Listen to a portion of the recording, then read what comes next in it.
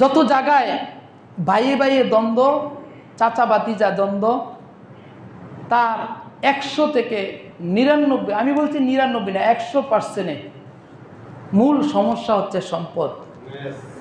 কিছু সম্পদ, বাড়ির জায়গা, জমিনের জায়গা, কিছু টাকা পয়সা নিয়ে ভাই ভাই কি দ্বন্দ্ব, চাচার সাথে দ্বন্দ্ব, ফুপুর সাথে দ্বন্দ্ব, খালার সাথে দ্বন্দ্ব। ভাই আমি যে টাকার জন্য আজকে আমার ভাইয়ের সাথে দ্বন্দ্ব করতেছি, টাকা কি আমি কেউ নিয়ে যেতে পারবো? কেউ নিয়ে যেতে পারবো না। এগুলো এমনিতে পড়ে থাকবে। কিন্তু আমি যদি টাকার যে সম্পর্কটা আছে, টাকার সম্পর্কটাকে যদি এক দিকে রেখে আত্মীয়তার সম্পর্কটাকে আমি সুদৃঢ় করতে পারি, আহকামুল হাকিমিন আমার সাথে তার সম্পর্কটা দৃঢ় মজবুত করে নেবেন।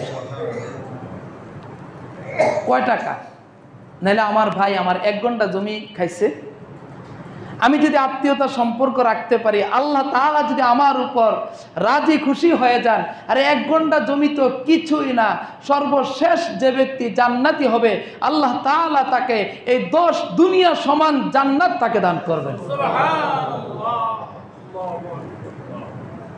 1 ঘন্টা জায়গার জন্য, 6 শতক জায়গার জন্য না আমরা ভাইয়ের সাথে সম্পর্ক খারাপ করি, তাই না?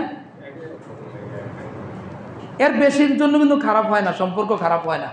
1 শতক 2 শতক অথবা 1 হাত জায়গার জন্য, এই 1 হাত হাতে ধরে 1 হাত জায়গার জন্য ভাইয়ের সাথে সম্পর্ক খারাপ হয়, ছেড়ে দেই না।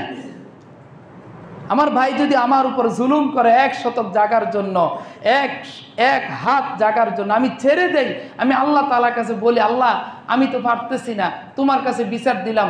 আমি যদি বিচার দিয়ে আমি আমার ভাইয়ের সাথে সম্পর্কটা রাখতে পারি, আল্লাহ তাআলা আমার উপর রাজি খুশি হয়ে এর চেয়ে কয়েক কোটি গুণ বেশি সম্পদ আল্লাহ তাআলা আমাকে দিবেন। তার বিপরীতে যে ভাই আমার সম্পদকে জুলুম করে, অত্যাচার করে, আমার সম্পদকে হস্তক্ষেপ করেছে, ওই ভাইকে আল্লাহ তাআলা 7 তবক জমিন তার উপর চাপায় দিবেন। তো সুতরাং ভাই, এই দুনিয়ার হালকা কিছু সম্পদের মোহে না পড়ে আমরা আমার ভাইয়ের সাথে সম্পর্ক সুদৃঢ় করি। অথবা বলতে অনেকে বলি, এই কথা বললে অনেকে বলে যে পরে কি হবে না হবে এগুলো আমি ভাবি না। আসলে ভাই পরের বিষয়টা হচ্ছে মূল। আল্লাহ তাআলা বলেন, ওয়াল আখিরাতু খায়রু ওয়া আবকা। বান্দা মনে করতেছো দুনিয়াটা উত্তম না, দুনিয়াটা উত্তম নয়। ওয়াল আখিরাতু খায়র, আখিরাতটা উত্তম।